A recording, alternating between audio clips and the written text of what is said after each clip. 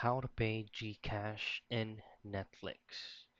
Now what you want to do first is you will not be able to, or you will not access the application first. Now for you to have a wider view of options on subscriptions which Netflix has, just have to use your current browser and just simply type in Netflix subscription. Then here what you want to choose is choose your plan option right here. Now you just gotta go ahead and tap on next, and in here you can choose any standard price that is gonna be on your preference, of course. Now if you choose on standard, just simply tap on that, and if you choose on premium, just simply tap on premium. Now I'm just gonna go ahead and tap on next.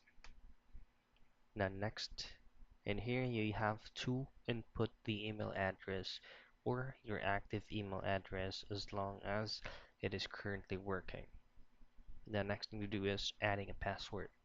Now once you have filled out all these forms right here and you tap next, you will now then be redirected to a page in which you'll have to choose a payment method.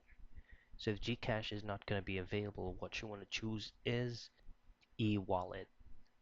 So you'd have to choose on e-wallet, and then under e-wallet information, so you just have to input your Gcash account number and as well as the current price that you choose on Netflix subscription.